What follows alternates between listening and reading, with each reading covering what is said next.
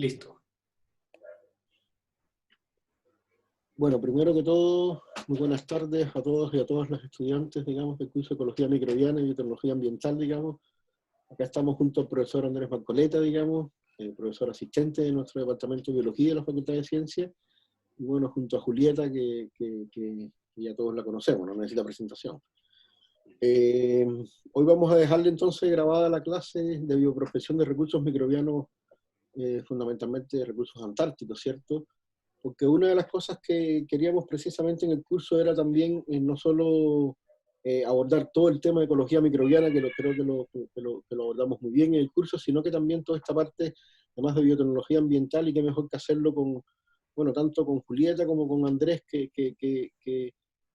han tenido la oportunidad, ¿cierto?, de visitar la Antártida y de hacer prospección, tanto desde el punto de vista de la ecología microbiana, como desde el punto de vista de la biotecnología ambiental, digamos. Yo creo que la clase de Andrés va a tocar esos puntos, digamos, va a tocar también algunos aspectos muy importantes, que en definitiva son también importantes en la ecología microbiana, como tiene que ver todo el tema de la resistencia a los antibióticos, que es un poco la temática que él aborda tanto desde el punto de vista, insisto, de la ecología microbiana como la biotecnología ambiental, así que va a ser un bonito ejemplo que nos va a permitir, digamos, hacer estos dos links de estas dos grandes temáticas que abordamos en el curso.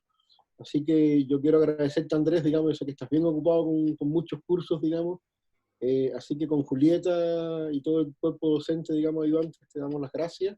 Así que nosotros los vamos a dejar con Andrés, así que le dejo la palabra a Julieta y mucha suerte a todos y a todas. Gracias, Andrés. Sí, me sumo a los agradecimientos, obviamente, por tu colaboración, Andrés, en este curso. Lamentablemente es una actividad que se hubiera enriquecido de manera sincrónica, pero vamos a tener la oportunidad en algún momento seguramente de darle la oportunidad a los estudiantes que te hagan consultas.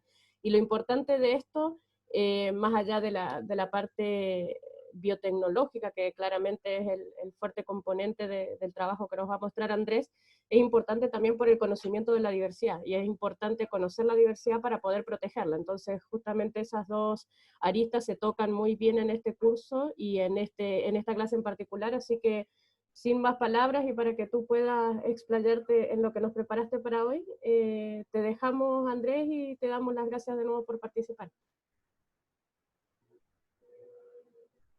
Ok, muchas gracias Julieta, muchas gracias Francisco por la invitación al curso. Es un agrado, por supuesto, poder venir a contribuir hablando sobre este tema de la bioprospección de recursos microbianos, que hoy en día es muy importante, y por supuesto también tener la oportunidad de compartir con las y los estudiantes parte de los resultados que hemos obtenido en nuestro laboratorio. Así que muchas gracias Julieta, muchas gracias Fran, nos estamos viendo. Gracias. Chao. Chao, chao.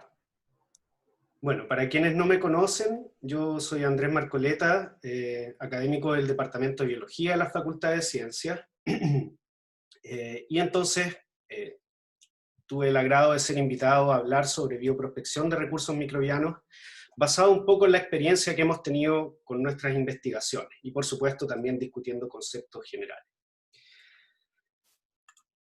Muy bien, entonces para poder partir hablando sobre bioprospección, me interesa que todos sepamos exactamente qué es lo que estamos hablando o a qué nos referimos con respecto a este tema, y entonces podemos decir que la bioprospección es la búsqueda sistemática, ¿no es cierto?, organizada, preparada, planeada, ¿ya? La posterior clasificación, si es que uno obtiene lo que busca, ¿no es cierto?, y entonces luego la caracterización de nuevos, por ejemplo, compuestos químicos, genes, proteínas, microorganismos completos o cualquier otro producto biológico que tenga algún tipo de valor, o sea, que se le pueda dar algún tipo de aprovechamiento, ya sea de manera inmediata o actual, por así decirlo, o bien de manera potencial, o sea, algo que nos permita echar a andar un cierto proceso o una cierta estrategia para poder llevar luego a la obtención de algún producto, por ejemplo.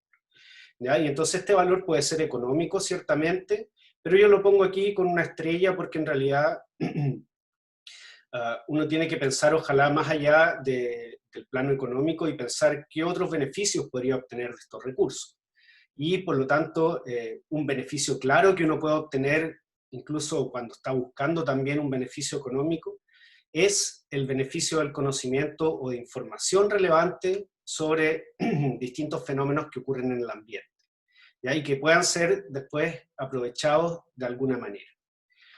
Pero ¿por qué hacer en particular bioprospección de recursos microbianos? Porque podríamos a lo mejor ir a buscar estos productos biológicos de interés en otro tipo de biomasa, por ejemplo en plantas.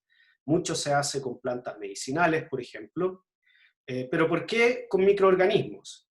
Por supuesto, no es que necesariamente hacer bioprospección en microorganismos sea mucho mejor o mucho más ventajoso que en cualquiera de los otros sistemas biológicos, pero yo les voy a presentar entonces cuál es el valor de hacerlo con los microorganismos, y más allá del valor visto desde el punto de vista del beneficio económico, aquí quiero recalcar sobre todo, y ojalá también quede claro con el ejemplo que les voy a mostrar sobre nuestras investigaciones, que en realidad uno cuando va a hacer bioprospección puede también, por supuesto, hacerse preguntas interesantes, hipótesis interesantes, de modo de extraer información relevante de lo que está ocurriendo en ese ambiente, ¿ya? Y a nosotros como microbiólogos en particular nos interesa saber qué es lo que están haciendo los microorganismos en el ambiente, cuál es su importancia.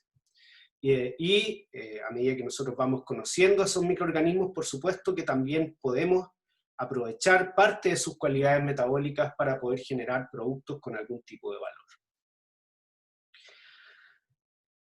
Entonces, primero quiero mostrarles este gráfico donde se ve la tendencia del número de publicaciones aparecidas en la base de datos PubMed a lo largo de los años hasta el 2017, en donde pueden ver el crecimiento de publicaciones que tienen que ver con bioprospección de recursos microbianos, desde distintos lugares, ¿ya? Y para distintos fines. Entonces pueden ser, por ejemplo, compuestos bioactivos, que tengan algún efecto terapéutico quizás. Algunos de ellos pueden ser buscados en ambientes específicos, por ejemplo, microorganismos marinos, microorganismos que están en el suelo, como les voy a mostrar al final de la clase, etcétera, ¿ya? Y también podemos buscar otro tipo de compuestos, por ejemplo, compuestos que impidan la formación de biofilms, enzimas que permitan desarrollar ciertos procesos, por ejemplo, a baja temperatura, etcétera. Entonces, en los últimos años, lo que les quiero decir es que la cantidad de trabajos que han ido describiendo estrategias de bioprospección han ido en aumento sostenido, y es porque nos hemos dado cuenta de que hay ahí un potencial muy importante para el desarrollo tecnológico, sobre todo en la exploración de aquellos ambientes que son más remotos y poco conocidos. Por otra parte, sabemos que si tomamos toda la diversidad que hay en nuestro planeta de organismos y los clasificamos en aquellos que podemos ver a simple vista y aquellos que son demasiado pequeños para verlos a simple vista, nos damos cuenta de que en realidad la gran mayoría de los organismos, 2/3 aproximadamente, corresponde a microorganismos, ¿ya? Por lo tanto, la mayor parte de la diversidad de vida que hay en nuestro planeta corresponde a microorganismos, y es lógico entonces esperar que haya un gran potencial metabólico en estos organismos, ¿ya? Y sabemos además que los microorganismos pueden crecer en hábitats muy diversos, por lo tanto, digamos, aquellos factores o genes o proteínas que podrían ser de interés en un organismo que vive en un ambiente, por ejemplo, en el fondo marino, respecto de alguno que vive en agua termal, por ejemplo, a altas temperaturas, claramente las condiciones muy diferentes de vida de estos dos organismos van a hacer de que estos organismos produzcan compuestos y metabolitos secundarios que son muy diferentes. Entonces, tiene sentido ir a estos ambientes un poco más rebuscados, a buscar cosas que sean novedosas y que no se parezcan a lo que ya conocemos. Aquí les muestro el árbol de la vida, en donde podemos ver que en realidad los microorganismos están presentes en todas las ramas de este árbol de la vida. Tenemos, por supuesto, bacterias, arqueas, que claramente son microorganismos, pero dentro del reino Eukarya también encontramos algunos microorganismos, ¿ya? Por lo tanto, nuevamente lo que les quiero decir es que la diversidad de microorganismos que hay en nuestro planeta es inmensa y tiene mucho sentido ir a explorar, y poco conocemos de ella, por lo tanto, mucho queda por conocer. Además, la experiencia de la historia humana reciente nos indica que ciertamente los microorganismos han sido utilizados desde hace muchos años como, digamos, productos o de alguna manera herramientas para la elaboración de distintos tipos de productos con valor agregado o para la implementación de distintos procesos. Aquí simplemente a modo de ejemplo les muestro algunos de ellos. Esto es solo lo que tiene que ver con fermentación microbiana, que la hacen algunas bacterias, algunas levaduras, y dentro de esta fermentación microbiana es posible, a partir del uso de microorganismos, la generación de distintos tipos de productos. Por ejemplo, queso, vino, alcoholes para usar en productos de limpieza, ácido acético para el vinagre y el aceto balsámico, etc. ¿Ya? Entonces, nuevamente, sabemos, la historia nos dice también de que los microorganismos son fuente de herramientas muy valiosas para el aprovechamiento en distintos tipos de industria, por ejemplo. Para reforzar aún más esta idea, aquí les dejo una tabla en donde se muestra distintos compuestos de origen microbiano que son usados como drogas para tratar distintas enfermedades o como antibióticos, por ejemplo, para combatir infecciones. Todas estas sustancias que se muestran en esta tabla han sido purificadas desde microorganismos. Aquí está el organismo que los produce. Aquí está el nombre del metabolito, y fíjense que tenemos distintos tipos o distintas actividades biológicas, por ejemplo, antibióticos, antifúngicos, antihelmínticos, inmunosupresores, antitumorales y, por ejemplo, inhibidores de lipasa y agentes que permiten reducir el colesterol. Por ejemplo, la lovastatina, que es purificada todo esto a partir de un hongo. ¿Ya? Y vamos a ver más adelante que en realidad estos compuestos, por supuesto, el microorganismo que los produce, no necesariamente los produce con la intención, entre comillas, de producir algo que permita reducir el nivel de colesterol, sino que más bien estas sustancias naturalmente son producidas por estos organismos y desempeñan en esos organismos funciones que normalmente son diferentes de aquellas para las cuales uno les da una cierta aplicación. Bien, simplemente para ilustrarles la diversidad de metabolitos secundarios que podrían estar siendo producidos por los microorganismos, les voy a mostrar los siguientes números, y fíjense que estos números solamente tienen que ver con la diversidad de clústeres biosintéticos que estarían presentes en hongos. Por lo tanto, aquí todavía no estamos considerando nada de lo que pertenece a bacterias, ni arqueas, ni a otro tipo de eucariontes que son microorganismos. Entonces, Aspergillus y Penicillium son dos de los géneros más conocidos de hongos por producir metabolitos secundarios. Aspergillus produce gran parte de las enzimas, por ejemplo, proteolíticas, que se usan en la industria, en distintos tipos de industria. Penicillium produce la penicilina, que fue uno de los primeros antibióticos en ser, digamos, llevado a la producción industrial.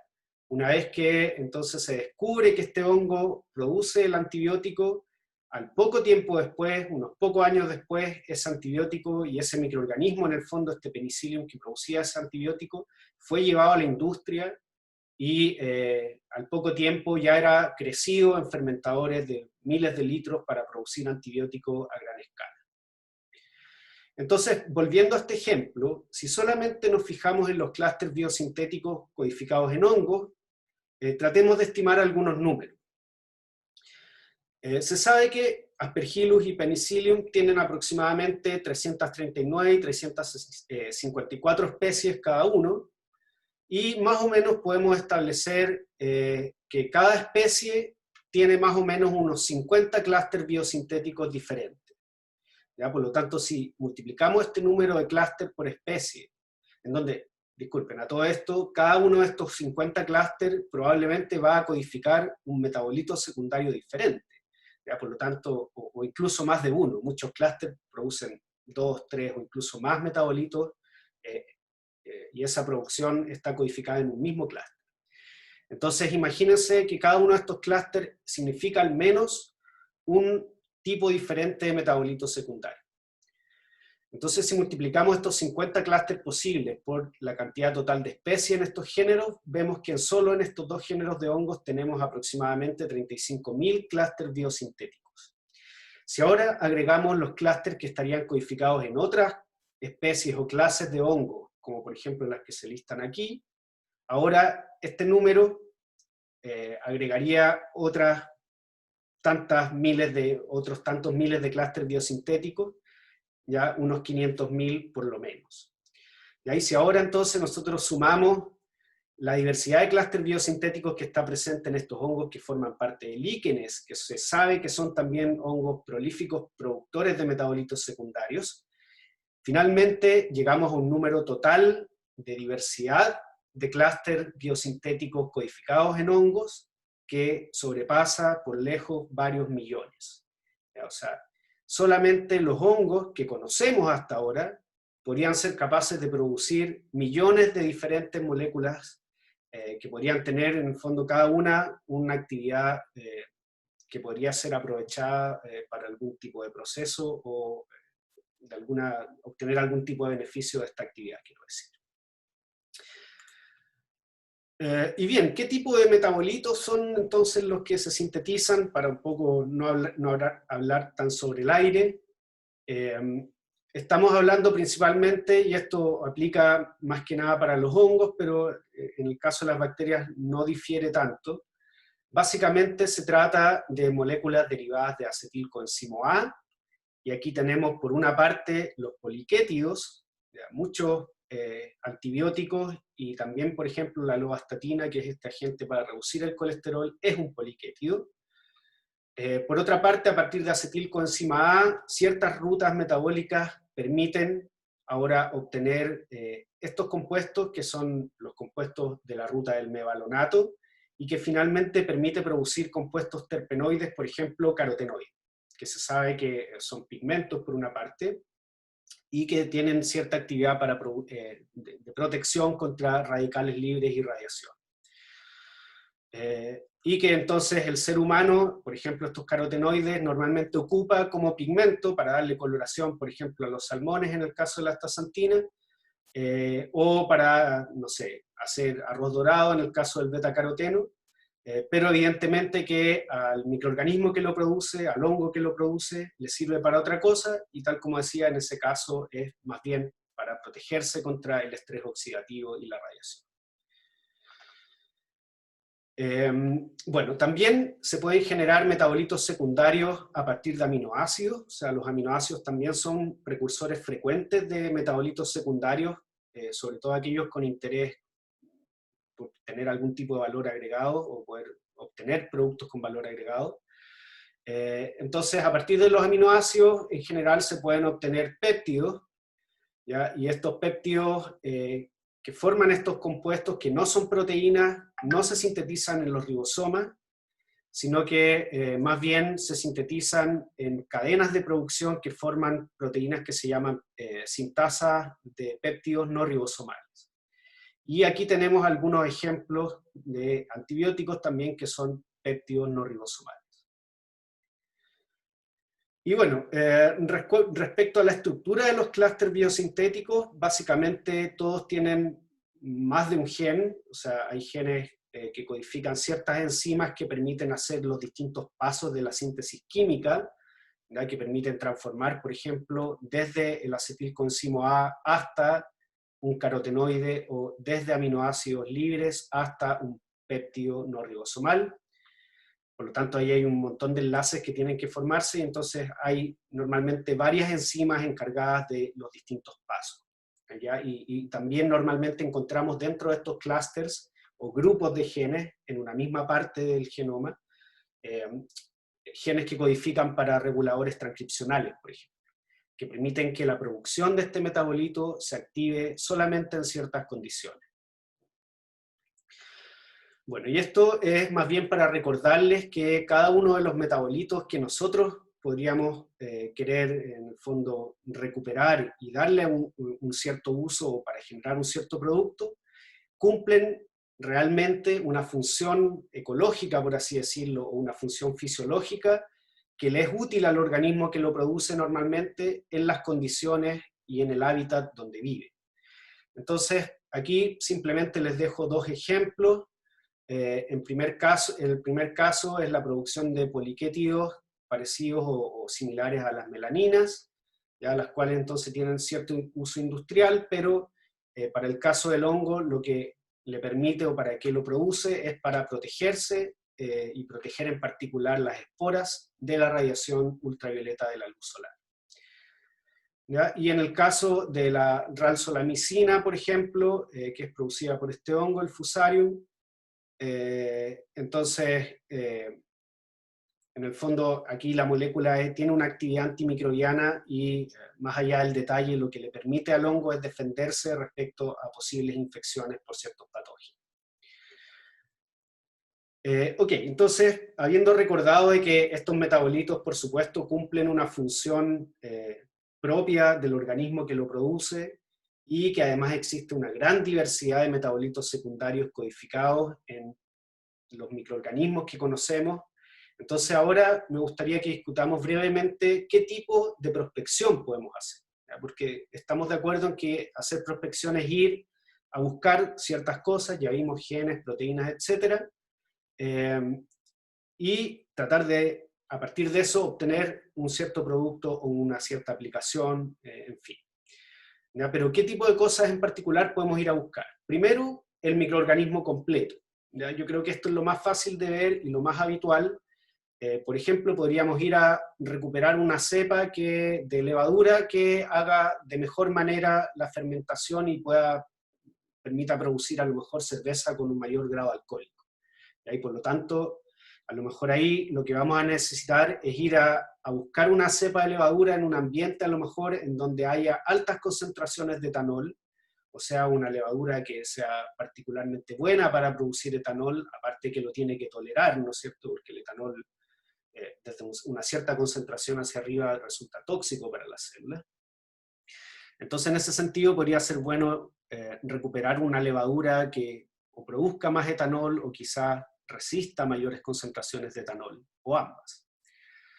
Pero no solamente podríamos estar interesados en el microorganismo completo, ¿ya? Sino que también podríamos aprovechar simplemente ciertos componentes de este microorganismo, ¿ya? Y esto es especialmente útil en el sentido de que a lo mejor el microorganismo que nosotros recuperamos desde un ambiente es un organismo que nosotros no conocemos muy bien, y si lo quisiéramos utilizar, por ejemplo, para la industria alimentaria, que podría ser especialmente sensible con las regulaciones de seguridad, bioseguridad me refiero, entonces en ese caso probablemente va a ser muy difícil poder utilizar y obtener los permisos, a eso me refiero, para utilizar ese organismo directamente en la producción de alimentos.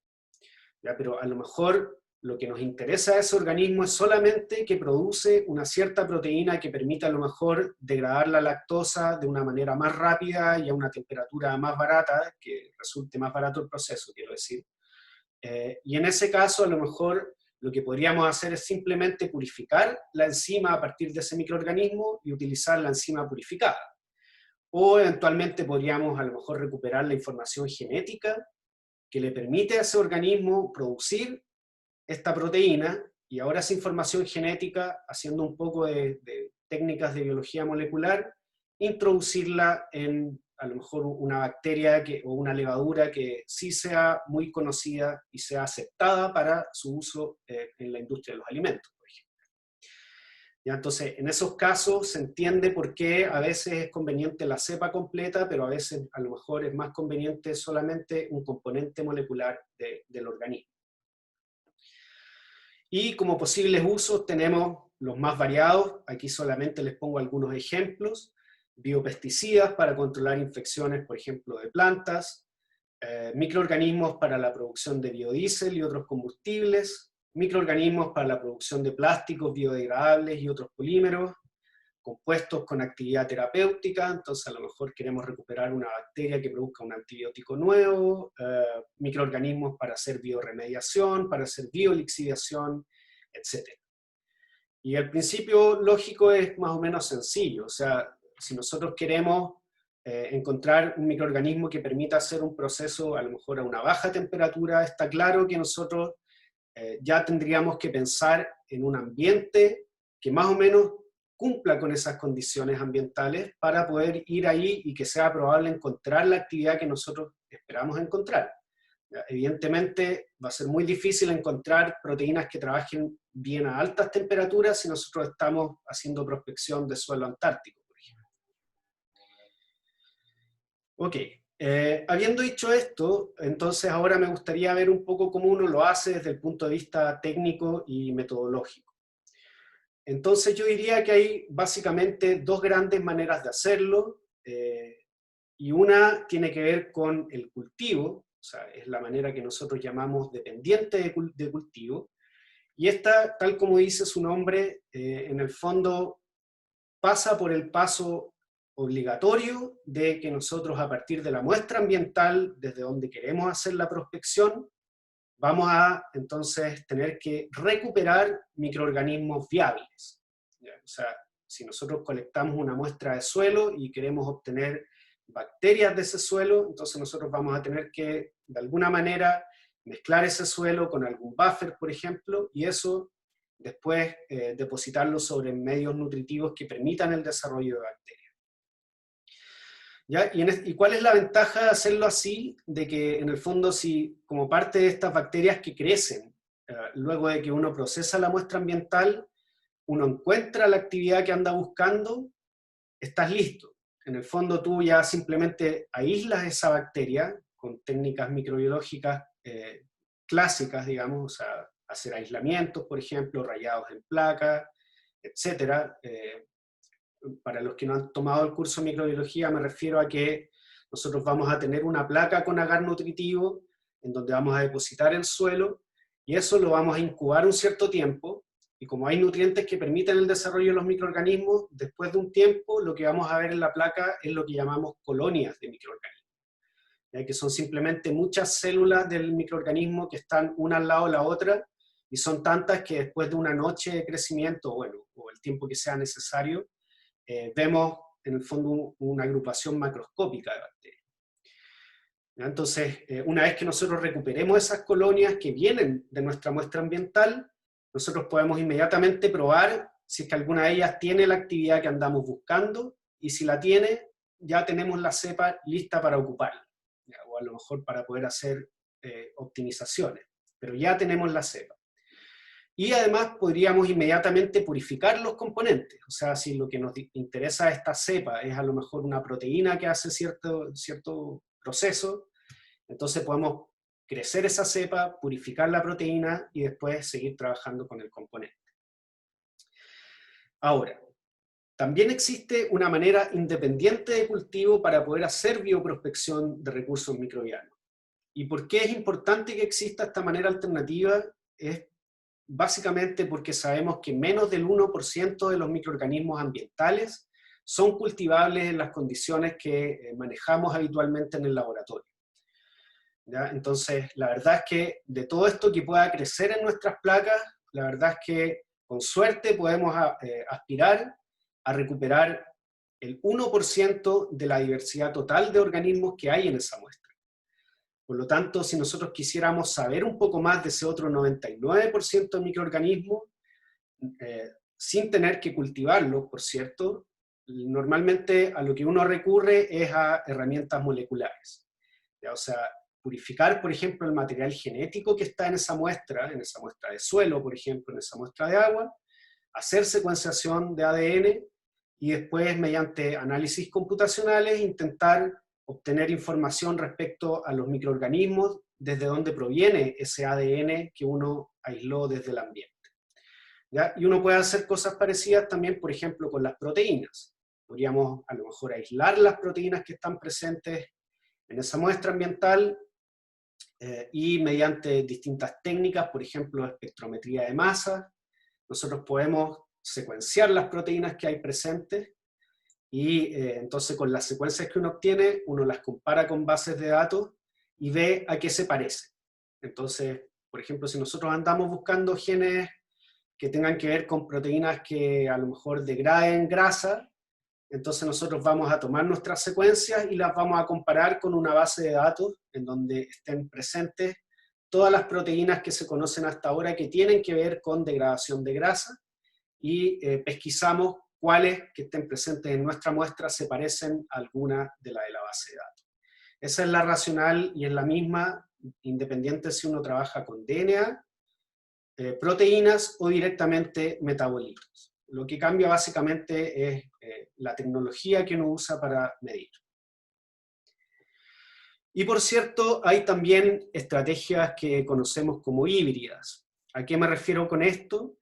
En que partimos de una manera independiente de cultivo. Ya, supónganse que nosotros hacemos este análisis de secuenciación y nos damos cuenta de que ahí en ese DNA hay un gen que nos interesa y que codifica para una proteína que potencialmente tiene una actividad que andamos buscando. Entonces, en ese caso, lo que podríamos hacer, sin la necesidad de cultivar la bacteria desde donde proviene ese gen que nos interesa, tratar de directamente ese trozo de ADN, ligarlo con un vector plasmidial, ¿cierto? Esto quiere decir, en el fondo, tomar ese trozo de ADN que está en el ambiente, ponerlo en un trozo de ADN que podamos ahora introducirlo en una bacteria del laboratorio, que nosotros ya tenemos adaptada para poder manipular genéticamente de manera fácil, y ahora hacer que entonces nuestra bacteria de laboratorio produzca la proteína que está codificada en el gen que nosotros recuperamos desde el ambiente. ¿Ya? Por eso es que es una estrategia híbrida, porque partimos desde un material genético, no necesitamos cultivar la bacteria ambiental, pero sí podemos aprovechar esa información genética que viene de la bacteria ambiental para nosotros ahora introducirla en una bacteria de laboratorio, y en esa bacteria entonces ahora expresar ese gen y finalmente purificar la proteína. Y para ello, por supuesto, existen distintos sistemas, digamos, modelos en los cuales se ha desarrollado a lo largo de los años muchas estrategias para lograr expresar satisfactoriamente proteínas que son de otros organismos. ¿Ya? Por lo tanto, esta parte del proceso, créanme que está bastante bien resuelta. Si ustedes tienen un gen de interés que quieren expresar, entre estos 4 sistemas o unos pocos más, ustedes tengan por seguro que en alguno de ellos van a poder expresar satisfactoriamente su proteína. Y tenemos sistemas bacterianos, tenemos sistemas también de hongos, tanto en levaduras como en hongos filamentosos. Y cada uno, por supuesto, tiene sus ventajas y desventajas. Por supuesto que esto se los dejo simplemente para que tengan una idea un poco de justamente cuáles son las cosas buenas y malas de cada uno, pero evidentemente no es necesario que ustedes aprendan cada una de estas ventajas y desventajas. Bien, una de las grandes limitaciones, yo diría, con las que nos hemos encontrado quienes han hecho bioprospección de bacterias o recursos microbianos del ambiente, es que normalmente los clústeres biosintéticos para la producción de metabolitos secundarios están silentes. ¿Qué quiere decir esto? Que si bien uno identifica una bacteria que tiene una cierta actividad que anda buscando, ahora uno trata de cuantificar cuánto produce esta gente que a uno le interesa, la mayor parte de las veces es menos de lo que uno quisiera. Entonces, la verdad es que para muchos casos de bacterias ambientales potencialmente interesantes por producir ciertos metabolitos, ha costado mucho encontrar la manera para que esa bacteria ahora exprese robustamente los genes de ese clúster y entonces produzca una cantidad significativa o importante del compuesto que andamos buscando, para después, por ejemplo, poder purificarlo y hacer la caracterización básica que uno necesitaría hacer para saber de qué compuesto se trata, ya cuando uno está recién partiendo. Entonces, se han desarrollado una serie de estrategias para poder superar este problema, por una parte tienen que ver con, por ejemplo, crecer las bacterias o los microorganismos en distintos medios de cultivo o en distintas condiciones de crecimiento, ya sea, por ejemplo, aplicando estrés de temperatura o compuestos químicos que puedan inducir ciertos tipos de estrés, co-cultivando con otros microorganismos, por ejemplo, con bacterias o otros hongos. Entonces, buscando variando este tipo de parámetros, las condiciones en las cuales el microorganismo pueda producir una cantidad mayor del compuesto. Pero también existen estrategias que son más bien genéticas o moleculares, en donde uno puede directamente, por ejemplo, tomar este clúster que está en un cierto microorganismo y con ciertas herramientas de biología molecular, ahora introducir ese clúster en otra bacteria, ya que a lo mejor sepamos con mucho mayor detalle cómo funciona, y que entonces en esta nueva bacteria el clúster sí se pueda expresar en mayor cantidad.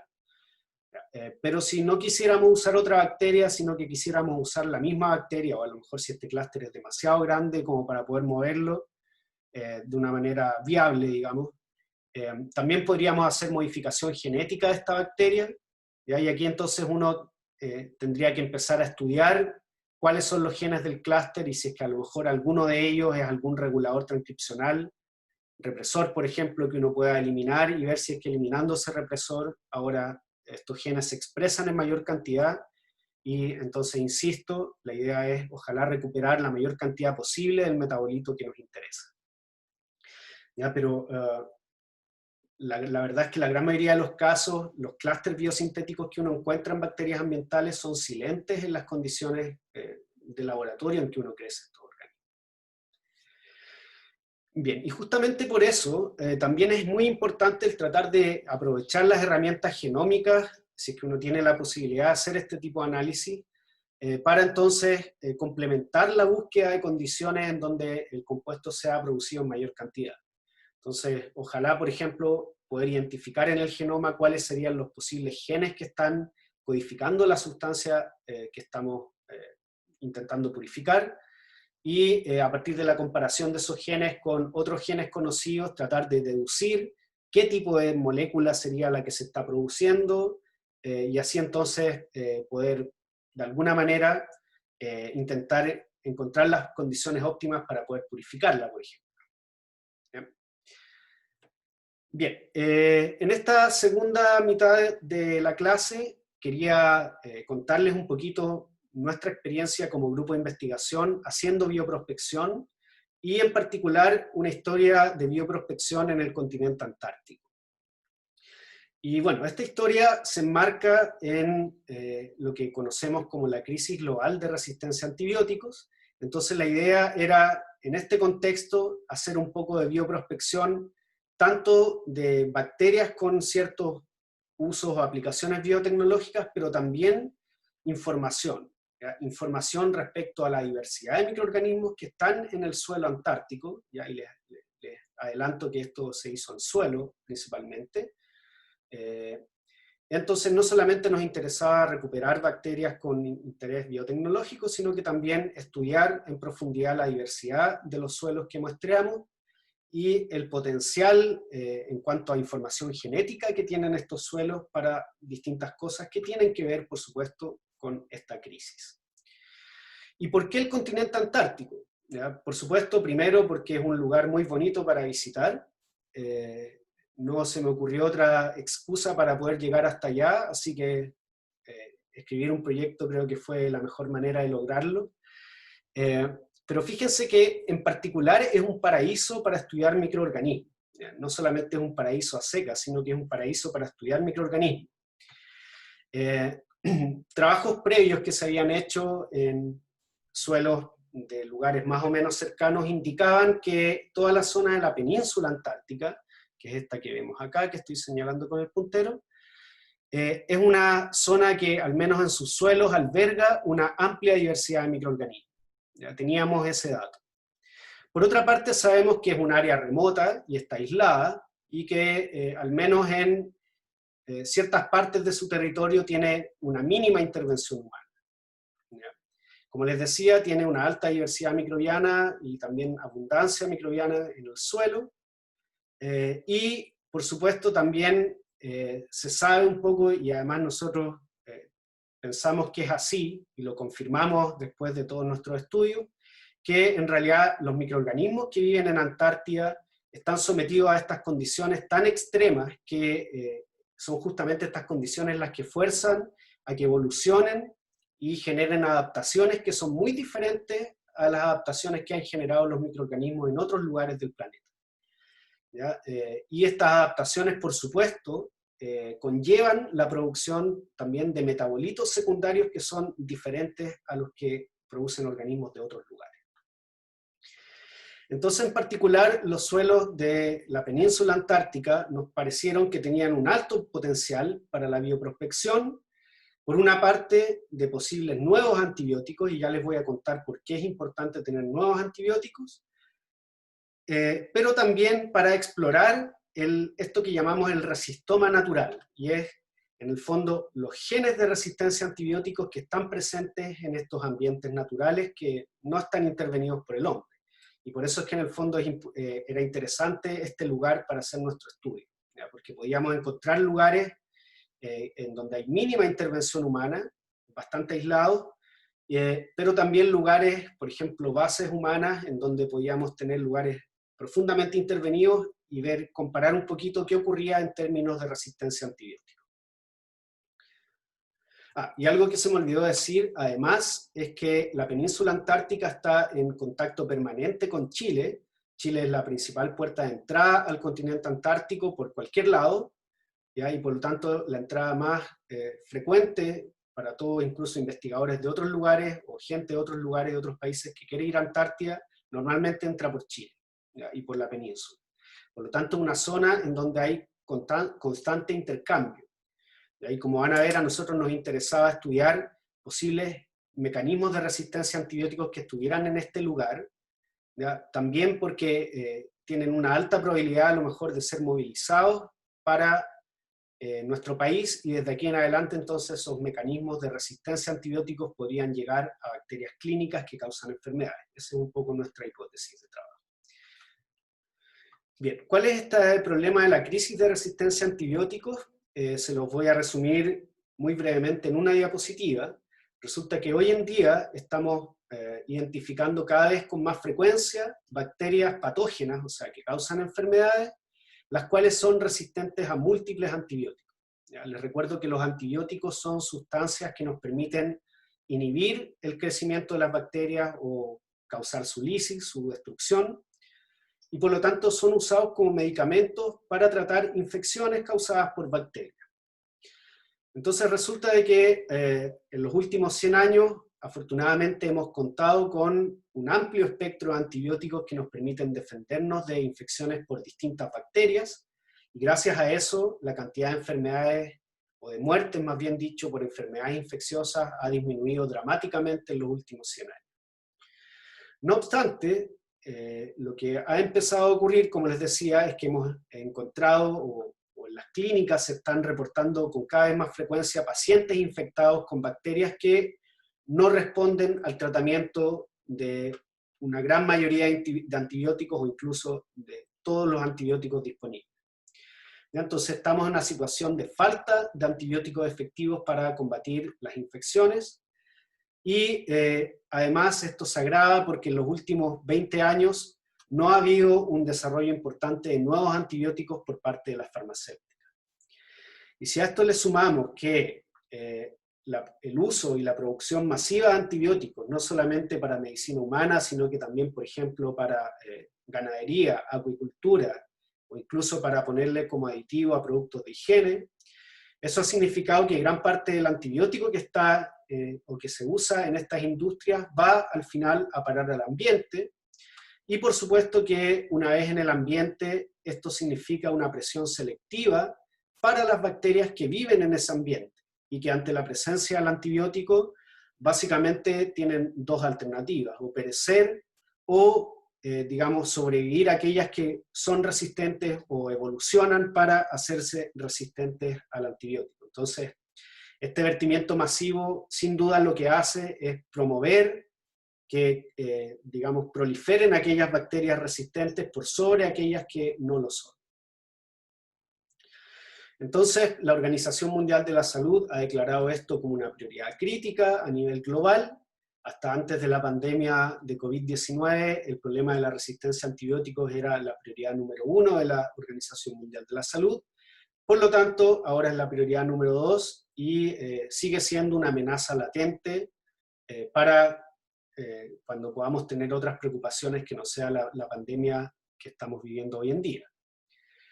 Y se estima que si no hacemos nada al respecto, lo que va a ocurrir es que infecciones comunes, por ejemplo, una infección del tracto respiratorio, una infección urinaria, que hoy en día se tratan fácilmente con antibióticos, bueno, en el futuro van a ser intratables, lo que podría llegar a causar incluso 10 millones de muertes al año en todo el mundo, más o menos de aquí hacia el 2050.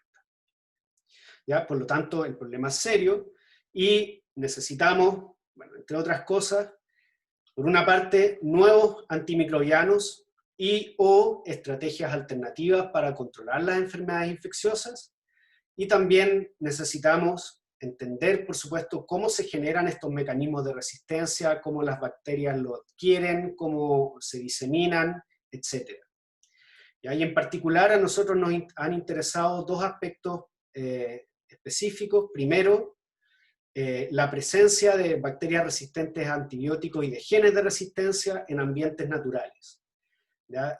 Se sabe que los ambientes naturales o en los ambientes sin intervenir por el hombre, naturalmente existen una cierta cantidad de bacterias resistentes a los antibióticos que usamos hoy en día en clínica.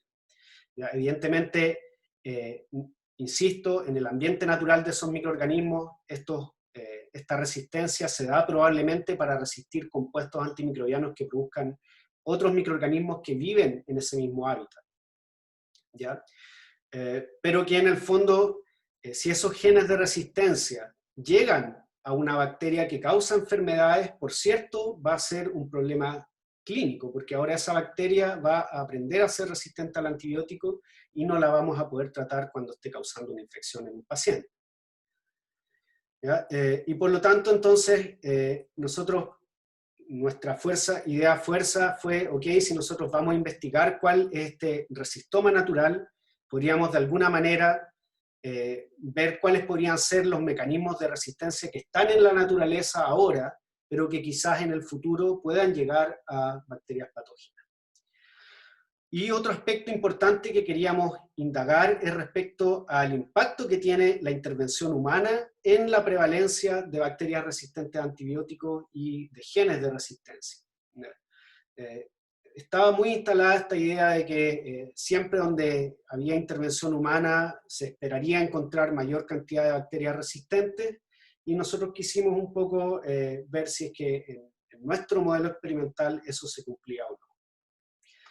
Entonces, para resumir un poquito, y voy a ir un poco más rápido para no extenderme más de la cuenta, entonces lo que hicimos fue hacer bioprospección, básicamente de bacterias que pudiesen producir nuevos antibióticos, ¿ya? Bacterias del suelo antártico que pudiesen producir nuevos antibióticos, pero además, y esa es como la parte de bioprospección más clásica, creo yo, ya que es básicamente obtener una bacteria o un compuesto que sea aplicable en la industria. Pero nosotros aprovechamos de hacer este otro tipo de bioprospección, que era el que les comentaba, que es buscar información relevante, ¿no es cierto? Datos científicos relevantes que no solamente nos permitan obtener un producto biotecnológico, sino que nos permitan entender cómo funciona el ambiente que estamos aprovechando. Yo creo que es noble, además, ya que uno está viajando a ese lugar, no solamente ir a buscar a lo mejor una enzima que funciona mejor, patentarla y olvidarse de la Antártida, sino que ojalá también devolverle un poco la mano a la naturaleza, entendiéndola mejor.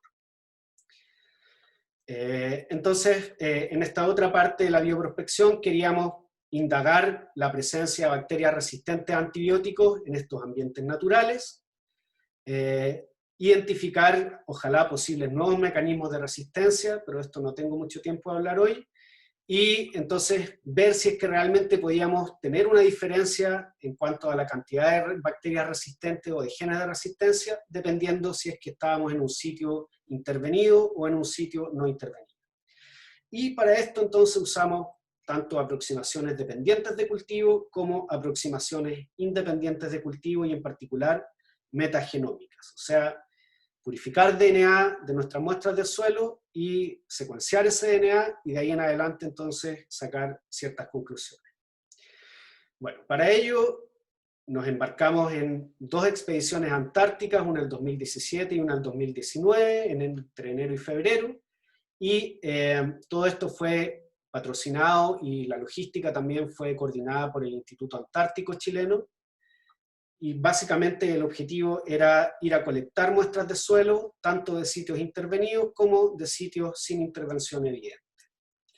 Entonces, así parte un poco la historia. Ese es el buque de la Armada en la cual nos transportaron. Estuvimos 25 días navegando en la zona de la península antártica, principalmente en las islas Shetland del sur, ¿ya? En la base Bernardo O'Higgins, y por acá más abajo en la isla Downer. Entonces, cada una de estas banderitas significa un lugar donde tomamos muestras. Las banderitas verdes son de sitios de difícil acceso, no intervenidos, y las banderitas rojas son de sitios intervenidos. Entonces, cada vez que necesitábamos muestrear, nos bajábamos en botes Zodiac del buque y nos aproximaban a la orilla. Normalmente llegábamos a la base, en este caso una base polaca, en donde aquí tomamos la muestra del sitio intervenido directamente en la base, y entonces después de una caminata de algunas horas pudimos llegar, de acuerdo a la información que teníamos disponible, a un sitio en donde era difícil acceso ciertamente, pero en donde normalmente no transita prácticamente nadie, o sea, lo menos intervenido posible. Entonces eso es más o menos cómo se veía un sitio intervenido, y esto es más o menos cómo se veía el sitio no intervenido. Bien, ¿cuál es el modelo experimental general? Y con esto aquí les voy a dar un overview del proyecto completo, pero no voy a referirme, por supuesto, en detalle a todas las partes. Entonces, primero nos trajimos la muestra de suelo a Santiago. A partir de estas muestras, tratamos de aislar microorganismos en una batería de medios diferentes para tratar de recuperar diversidad de bacterias y no siempre las mismas. A partir de eso generamos una colección de entre 300 y 400 aislados, ¿ya? Los cuales por supuesto clasificamos de acuerdo a su tinción Gram, a su morfología, y algunos de ellos, los más relevantes, también hicimos un análisis taxonómico para ver a qué género correspondía, a través de la secuenciación del gen 16S-RNA. Entonces, una de las preguntas, como les decía, era ver si es que hay bacterias resistentes en los suelos de la península antártica y comparar un poquito lo que veíamos en suelos prístinos versus humanizados. Ya para eso se hicieron una serie de tests. También hicimos otras pruebas para ver si es que algunas de estas bacterias que habíamos aislado producían antibióticos. Y esto lo vemos como que esta es la bacteria productora, y si produce un antibiótico se ven estos halos de inhibición de crecimiento de cepas indicadoras que usamos, que digamos toda la superficie de la placa está cubierta por una cepa indicadora. Entonces, si la bacteria produce un antibiótico, debería haberse un halo, que se forma en la cepa indicadora. Entonces, estas 4 bacterias producirían un cierto antibiótico, mientras que estas que están acá no. Esa es un poco la lógica de cómo detectamos producción de antibióticos. ¿Ya? Y todo esto que está acá abajo es la aproximación dependiente de cultivo. ¿Ya? Fíjense que todo depende de haber generado esta colección de aislados. Y recuerden también de que esta colección de aislados, por mucho que tenga 300 o 400, con suerte es el 1% de la diversidad que tenemos en este suelo. Por lo tanto, decidimos también explorar a nivel de DNA este suelo, ¿ya? Sobre todo para poder aquí caracterizar bien la diversidad microbiana de estos lugares. Esa caracterización es difícil hacerla en esta aproximación dependiente de cultivo porque el sesgo es muy grande. Sabemos que solo van a crecer aquellas bacterias que crecen en los medios que tenemos en el laboratorio, y en general la mayoría de las que crecen tienden a ser más o menos las mismas. ¿Ya? Entonces, si queremos tener una buena representación de la diversidad real que hay en estos sitios, es mucho más apropiado hacer este tipo de estrategia. Entonces, ¿en qué consiste esto? Uno obtiene el DNA del suelo, lo secuencia, hay distintas formas de secuenciar, pero no voy a entrar en detalle, y a partir de esas secuencias uno puede estimar cuál es la diversidad bacteriana, ¿ya? O sea, cuáles son las especies de bacterias o géneros, etcétera, grupos taxonómicos de bacterias que están ahí, y ahí uno puede a lo mejor ver si es que hay diferencias entre distintos sitios. ¿Ya? Sin embargo, bueno, este es un trabajo también bastante bonito que resultó de todos estos datos, y hemos podido tener un buen mapa bien completo de la diversidad microbiana que hay en estos suelos, ¿ya? Pero no tengo mucho tiempo de referirme a esto. Y por otra parte, entonces, aparte de la diversidad, lo que quisimos averiguar era respecto a la presencia de genes de resistencia a antibióticos. también genes de producción de antibióticos y de otros metabolitos secundarios, estos como clústeres biosintéticos que hablábamos al comienzo. Entonces también comparando las secuencias que uno obtiene acá con bases de datos específicas y usando herramientas computacionales también específicas dirigidas para eso, uno puede ver de todo este pool de genes que proviene de todos los microorganismos que habían en este suelo, identificar, por ejemplo, si hay genes de resistencia a antibióticos. Ya, y aquí les voy a presentar en unos pocos minutos un overview de los resultados. No voy a tener tiempo, por supuesto, de entrar en los detalles de cómo llegamos a estos resultados en muchos casos, pero por último, para que se queden con una idea de qué tipo de información nosotros pudimos sacar a partir de esta bioprospección. Entonces, con respecto a la producción de antibióticos, y ahí esto es la bioprospección clásica, al final nos quedamos con un total de 147 bacterias que probamos si es que tenían algún tipo de actividad o producían algún tipo de antibiótico, ¿ya? Y finalmente hubieron aproximadamente 50 de estas 147, fíjense, casi un tercio de las bacterias que probamos tenían algún tipo de actividad antimicrobiana contra algunas de las cepas sensibles que probamos, que son claramente cepas que tienen importancia clínica, ¿ya? Incluyendo algunas cepas de Klebsiella pneumoniae que son multiresistentes. Entonces, en particular nos interesaba encontrar potenciales nuevos antibióticos que fuesen efectivos contra bacterias multiresistentes, y Klebsiella es una de las que fue declarada como prioridad crítica respecto a su multiresistencia. ¿Ya? Entonces, digamos, haciendo el cuento corto, finalmente ahora tenemos un set de 9 aislados que tienen actividad contra Klebsiella multiresistente. Algunos de ellos hemos secuenciado su genoma y entonces hemos seguido caracterizándolos y nos encontramos, tal como les comentaba al principio, con una gran piedra de tope en esto, y es que las bacterias que producen estos antibióticos interesantes, ya les decía, con efectos sobre bacterias multiresistentes, resulta que se producen en cantidades muy bajas, y nos encontramos tratando de llegar a la condición que permita que se produzcan en mayor cantidad para poder seguir su caracterización. Bueno, también quisimos aprovechar los datos metagenómicos para explorar el potencial del suelo antártico para la prospección, digamos, de antimicrobianos en general. Y aquí la idea era entonces encontrar clústeres biosintéticos en el metagenoma, no directamente en las bacterias cultivadas. Entonces, para eso secuenciamos el DNA del suelo. No voy a entrar en detalle, pero usamos distintos métodos de secuenciación que al final, combinándolos, permiten tener reconstrucciones bastante buenas de cómo era ese DNA en el ambiente, digamos. Porque para el proceso de secuenciación normalmente uno tiene que fragmentar el DNA, y ahí, entonces, digamos, al perder la coherencia de estos trozos más grandes, cuesta a veces predecir genes, o con mayor razón predecir como si son parte a lo mejor de un elemento genético móvil u otra cosa. Entonces aquí hay todo un desarrollo que llevamos a cabo con nuestro grupo de investigación, en donde usando distintas herramientas informáticas logramos combinar estos dos tipos de datos para generar este tipo de información. Entonces, a lo que me voy a referir en particular ahora es esto que es búsqueda de clústeres biosintéticos en este metagenoma. Y aquí les muestro solamente los resultados para 2 de los sitios. Fíjense, solamente en este sitio antártico, en el metagenoma de este sitio, encontramos un total de 291 clústeres biosintéticos, solamente en este sitio. Y en este otro sitio, 200 otros clústeres. Y si uno entonces se pregunta qué tipo de clústeres biosintéticos son o qué tipo de moléculas permiten producir, entonces eso se ve aquí en el código de color, y podemos ver que en general lideran los clústeres para la producción de terpenos, clústeres para la producción de bacteriocinas, que son péptidos con actividad antibiótica sobre otras bacterias, y también clústeres que contienen estas enzimas que son poliquetidosintasas, las cuales, por cierto, si se recuerdan las primeras diapositivas, permiten generar poliquétidos que, bueno, entre algunos poliquétidos tienen actividad antibiótica, tienen actividad antitumoral, etc. O sea, son moléculas que se sabe que tienen actividad biológica.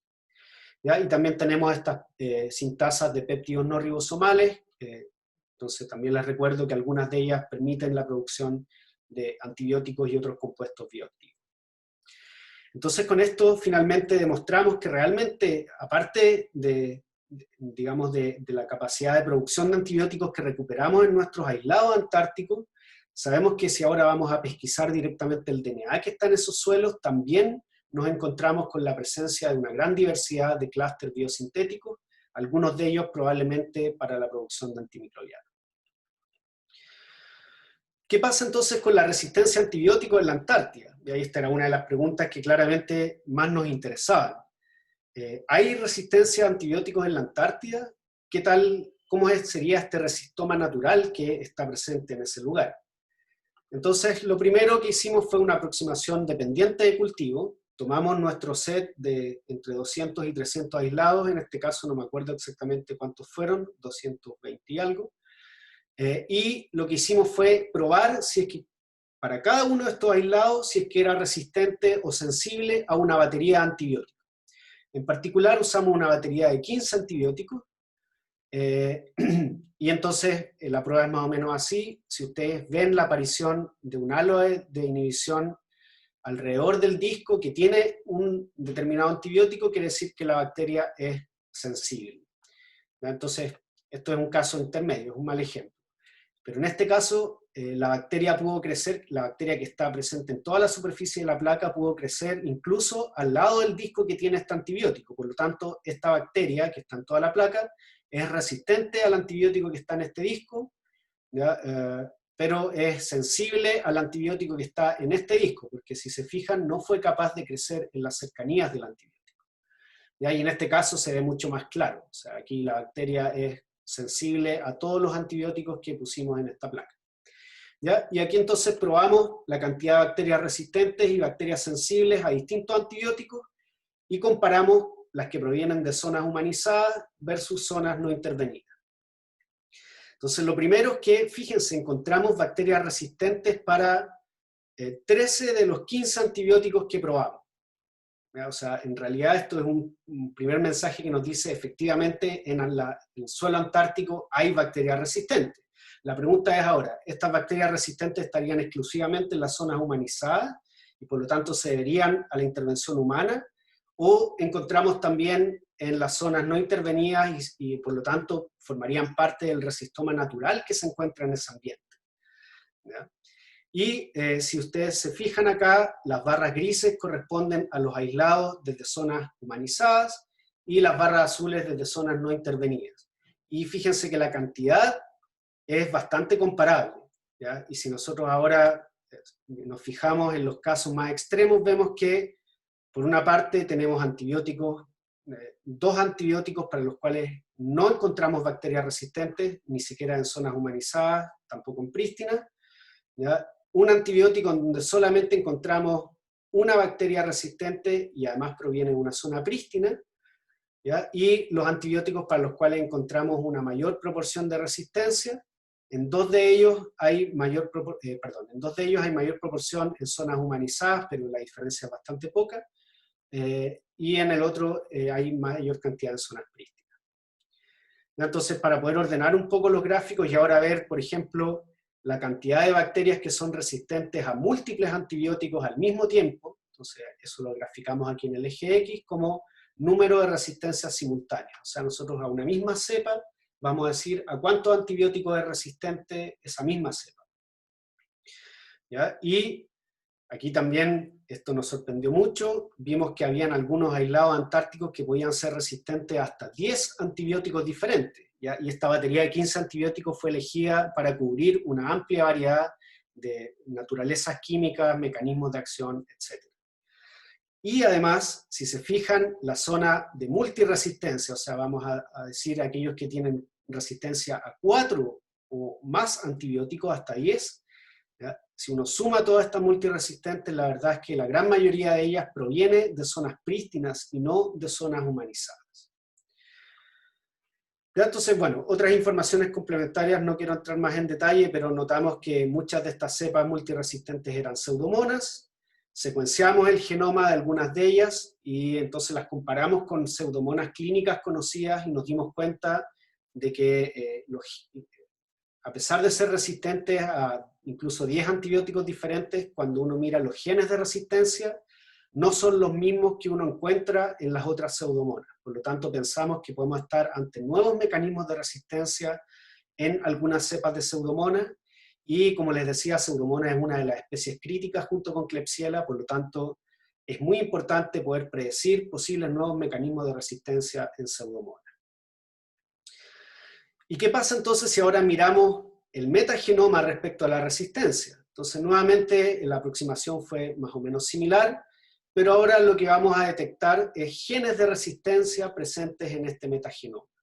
Entonces, una manera de directamente mirar toda esta información genética que está en el suelo, que asumimos proviene de microorganismos. Ahora, ¿cuáles son los genes que están dentro de esta información genética? Y la idea es que al identificar el gen, nosotros podemos tener una idea de la función que va a llevar a cabo ese gen cuando se transforme en una proteína. Entonces aquí les muestro, haciendo la historia muy corta, digamos, tomamos el DNA genómico de todos los sitios del suelo antártico, ¿ya? Y entonces esa información la secuenciamos, la procesamos con ciertos programas informáticos y buscamos genes de resistencia a antibióticos que sean similares a los que ya se conocen. Aquí por ahora nos cuesta pesquisar posibles nuevos genes de resistencia. Aquí lo que estamos haciendo es ver si es que hay presencia de genes de resistencia conocidos en la Antártida. Y fíjense que en total pesquisamos en los sitios muestreados un total de 590 genes de resistencia, ya que por supuesto cumplen con ciertos criterios de calidad y confiabilidad para poder ser denominados como tal. Y yo aquí en esta figura simplemente resumo los 92 más abundantes. Entonces, lo primero que nos dimos cuenta es que en los suelos de la península antártica hay muchos genes de resistencia, una gran diversidad de genes de resistencia, y en esa diversidad de genes, aquí les muestro los 92 más abundantes, hay también, digamos, esta diversidad de genes de resistencia codificaría resistencia para una diversidad de antibióticos, de distintos tipos de antibióticos. Entonces aquí cada color representa un tipo diferente de antibiótico. El área de este color es en proporción, digamos, la abundancia de genes que pertenecen a esa categoría, por lo tanto, por lejos, la mayor cantidad de genes de resistencia que encontramos en el suelo antártico codifican para bombas que son transportadoras, bombas de flujo, que permiten o otorgan, más bien dicho, resistencia a múltiples antibióticos. Y por lo tanto son muchas veces los genes de resistencia más complicados, porque, como les decía, confieren resistencia a varios compuestos al mismo tiempo. ¿Ya? Y normalmente estas bombas de flujo dependen de 2 o 3 genes, por lo tanto basta con que se transfieran solamente esos 2 o 3 genes a una bacteria patógena para que ahora esa bacteria pueda usar funcionalmente esta bomba para tener resistencia a distintos antibióticos. Y ahora, la última pregunta que quiero discutir con ustedes, y con esto ya voy terminando, es, ¿tenemos información suficiente para poder decir de que hay o no más resistencia a antibióticos en los ambientes humanizados o prístinos? Les recuerdo, el dato experimental nos decía de que en realidad encontramos más bacterias resistentes y con mayor número de resistencias en general en zonas prístinas, con mayor frecuencia que en zonas humanizadas. Por lo tanto, el dato experimental no apoyaría la hipótesis de que en las zonas humanizadas hay mayor resistencia. Pero veamos qué nos dicen los genes.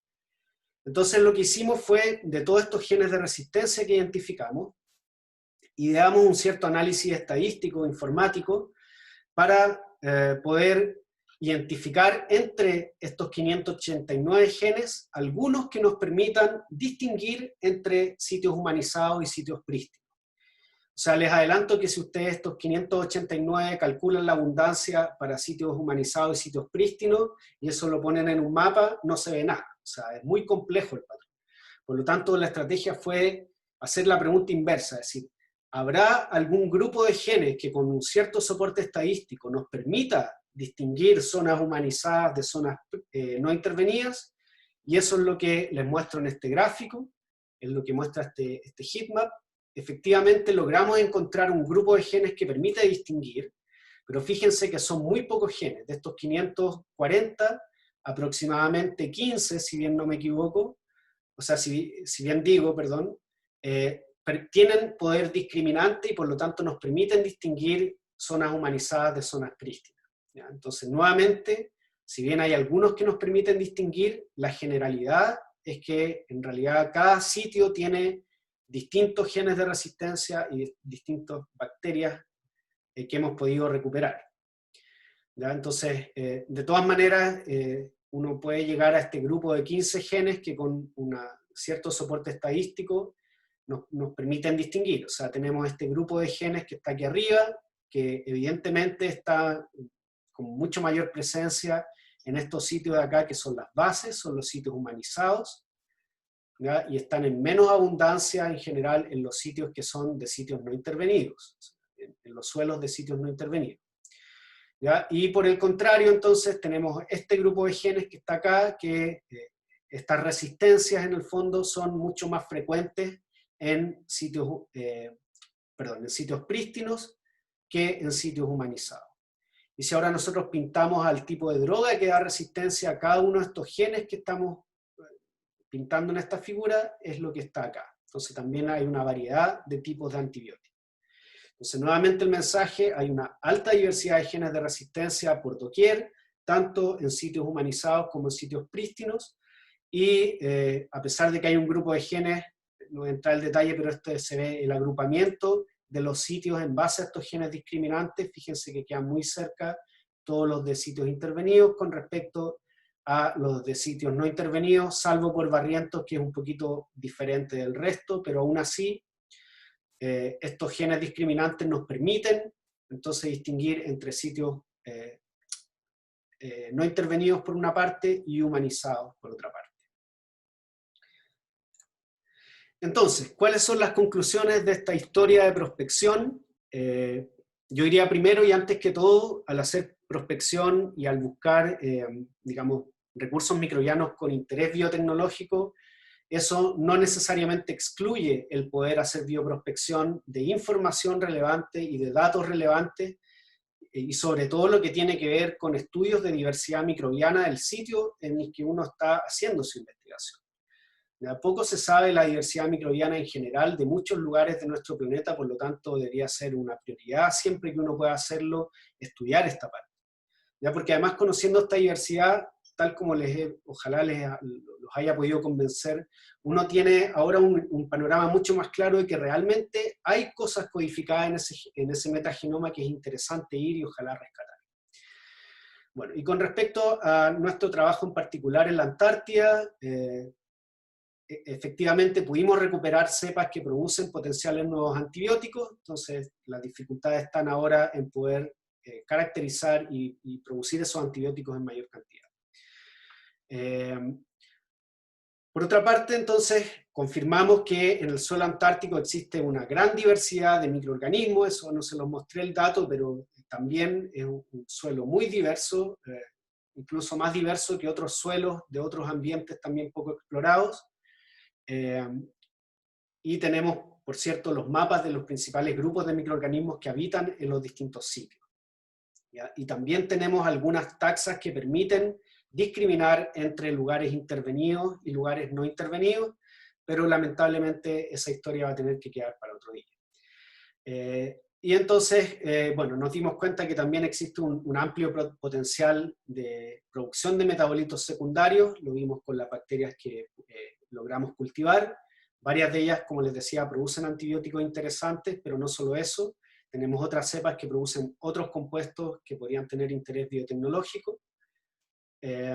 Y si ahora nos referimos a la parte de la resistencia a antibióticos, vimos que también, ¿no es cierto?, la península antártica es un muy buen lugar para hacer prospección de futuros mecanismos de resistencia a antibióticos, ¿ya? Y ahora estamos convencidos de que es así.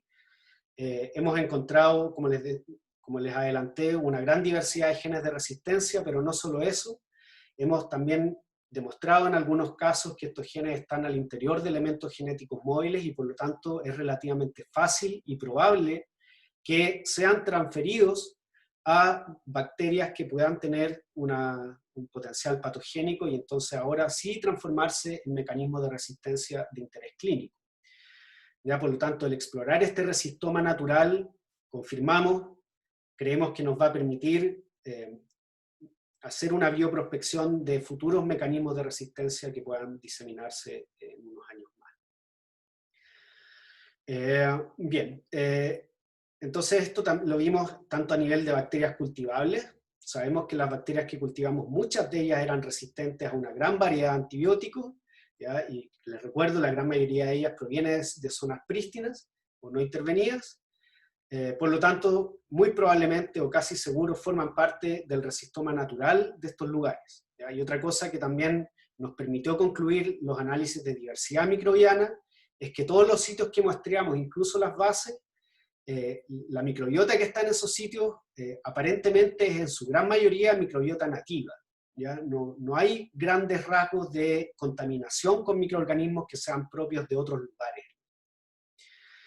Bueno, y finalmente, para concluir ya esta parte, confirmamos y nos quedamos muy convencidos, tanto por los análisis metagenómicos como los dependientes de cultivo, que la Antártida es un muy buen lugar para hacer prospección de compuestos con potencial biotecnológico, también de información relevante, tanto ambiental como de interés biotecnológico, ¿ya? Que entonces, por lo tanto, ahora si nosotros tenemos maneras de poder tomar este DNA metagenómico, meterlo dentro de un vector y eso expresarlo en una bacteria, nosotros a lo mejor podríamos confirmar experimentalmente que esos mecanismos de resistencia son capaces de otorgarle resistencia a una bacteria, por ejemplo, ¿no es cierto?